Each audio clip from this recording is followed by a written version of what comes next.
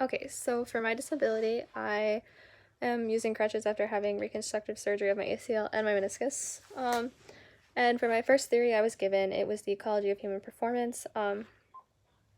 This model is very holistic. You can meet the client where you're at. It takes into consideration the client's skills, abilities, and experiences, as well as like the context and how like what you're gonna have them doing in each context can affect their skills and abilities and what they can and cannot do. This you can use establish, restore, prevent, maintain, modify those approaches to focus on what you want them to do. This like home evals would be like a great thing if you're working with a patient in an outpatient clinic. Kind of take into consideration like what are they gonna have to do, what can they like, what's gonna stop them from doing that, or is the environment pretty gonna like allow them to do whatever they need based on whatever disability they have. With that being said, you really have to kind of like dive deep and kind of have that build rapport and have that like that narrative storytelling to understand like what this person is supposed to do or like needs to do, and like how this ability or disability is affecting them, and like what can you do to help them be the most successful and independent as possible. You could do things like or if you're like home health, that would be like another thing you could work on with these patients, like car transfers, bed mobility, mobility in general, like ADLs, like showering, self-care tasks. Um, Basically, whatever that patient is having trouble with, you name it, like this theory is going to cover it. In my personal experience, like showering was a big one, car mobility was another thing. Even like trying to like cook meals, like it's nearly almost impossible unless like everything's in front of you sitting down where you don't have to move because crutches you can't carry anything. So that was kind of a big thing for me. Like obviously I have a family who can help, but that's not a reality for all your patients. So kind of keeping that into consideration and really knowing what the patient's going to need is going to be extremely helpful.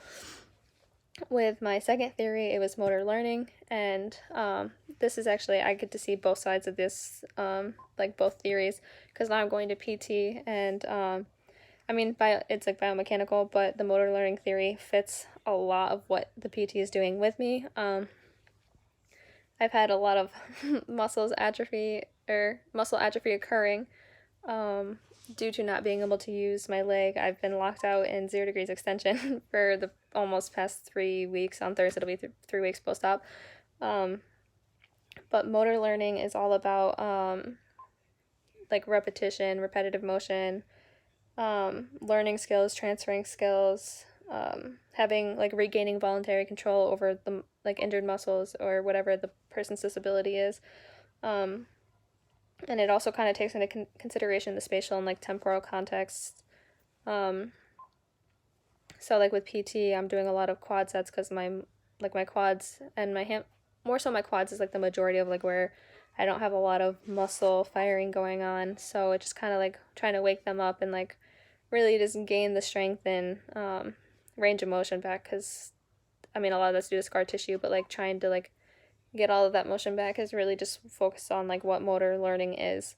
And that's just the big thing is, and then another big part of motor learning is making sure that your clients have the cognitive ability to um, to be able to transfer skills even when you're not there, or like retain and like okay, like make sure those neural pathways and all those fun things are working. So with my overall experience, I know I wasn't on campus, so there was a lot I actually missed out on, wasn't able to do, which, I mean, all in all, kind of, I still got the same experience because there was a lot of things that I probably wouldn't have gotten to see or learn, like, being at school. Like, I know, not even being disabled, I know Keuka's not the most accessible, but learned a lot about my home that, for the majority of it, it's pretty accessible, but the bathroom is not so much accessible. You, there's just new ways that you have to figure out how to do things. So with like adaptive equipment, I know that was a big part of this assignment, or durable medical equipment. Like, yes, I'm using crutches, but I also am using a shower chair because I'm not supposed to like take a bath or anything because they don't want me to soak my knee. So standing up in a shower on one leg is not good because I'm non-weight bearing. So I have a shower chair. And one of the very first times I showered, obviously I was in pain. I couldn't do it myself, so my mom had to help me, which was a little awkward, and it was kind of eye-opening to me too, because I mean, I see the bathroom as like a private place, and a personal thing. Like, it's not something you just want to like like in a nursing home, especially like when you see people like showering. It's not like you want everybody in there to help you. Like, you want to be as independent as possible. So that was a eye-opening experience for me. When I did my cooking preparation and stuff like that, when I was helping my mom, I was gonna start out standing, but it was probably like a week post-op, and whenever I stood up for like more than like 5 minutes, my foot would turn purple. So I did what I could, but then I sat down because it was just kind of like uncomfortable and achy. Stand up that long, and trying to cooking, like obviously on crutches, like you can't carry anything, so there was a lot that I couldn't really do. But there was parts of it where I was like, Mom, like, can I like put it into the oven? Like, you carry it over there, but let me try to put it in there, which could be dangerous depending on your client's abilities, because if they slip and fall, they're gonna get burnt. So you kind of have to weigh your pros and cons, and like really safety is a big thing that you have to pay attention to. My overall ADL performance was decreased drastically, especially during the first week. As time's going on, I'm slowly increasing that, but it definitely took a big toll on like what I could and couldn't do, and the majority of it I was like limited by like not so much the injury itself or the surgery itself, but like the after, like secondary effects of like pain and swelling. I mean, obviously not being able to use your hands and having to like rely on crutches, that took a big play into like what I can and couldn't do, or could and couldn't do. Overall, this assignment was very eye-opening. I had a lot more. Overall, it was like a very like good experience, but I've had a lot more negative, in the sense of like when people see you, they automatically assume that you can't do things. And like for the first week, I mean, I guess that was pretty like spot on. Having all that help, yes, it was good. And at the time, it didn't really bother me because it hurt to even like try to sit up. So I didn't mind it that, but like when I became more mobile, it was almost as if like I know people didn't mean it this way, but it was like being treated like I was an invalid and I couldn't do things for myself, and like I'm very independent. Or at least I like to think I am. I might push my limits, what I should be doing, but I don't like to have to rely on others, and I'm sure many of our patients that's gonna be the same thing for them. But I mean, I don't think people necessarily like judged me. Like, I did go into the store really quick with my mom one time, and like nobody really gave me any like looks or anything, but I also think like crutches is a common thing that people see, so that's probably why. And to have the brace go with it, it's not like I'm like really necessarily acting it or people think I'm faking. But like overall, like just having people think that I can't do things for myself was very like I don't want to say demoralizing, but kind of like the people automatically assume that like, oh, she can't do this, but like I'm kind of one of those people, like, you tell me I can't do it, I'm gonna prove you wrong. So like that's probably not the best mindset to have, but that's the reality of some of your patients, that's what's gonna happen.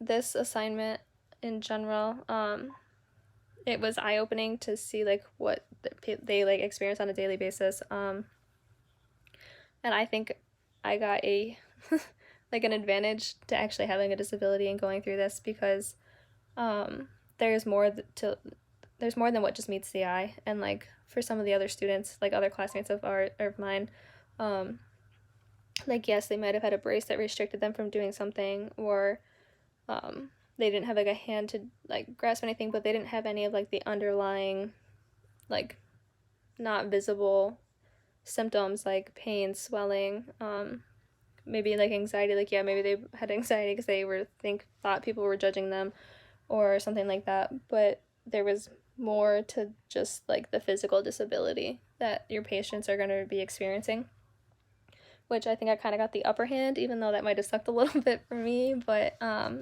it really helped my experience and like understanding of like what a person may experience or may feel like um, when they have a disability.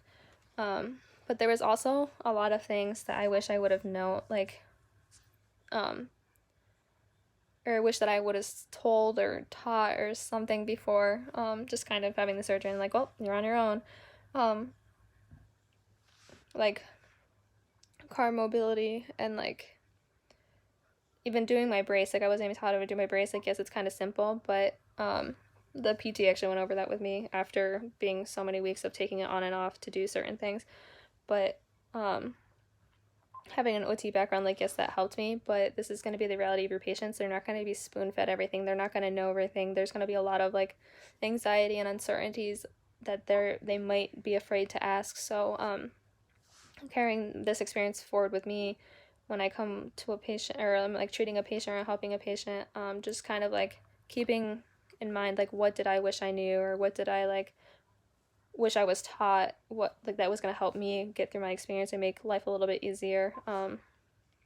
So kind of carrying that forward and keeping that in the back of my mind to like help my patients and kind of give that to them without them having to ask or feel embarrassed to ask, and just be like being able to relate with them like, yes, I'm not like in your situation. I can relate. I can like I this is what I went through and this is what I understand, and feel free to like any questions like ask to like relate and build that rapport with them, because that's going to be the biggest thing to helping your patients and just kind of letting them know that like you're there for them.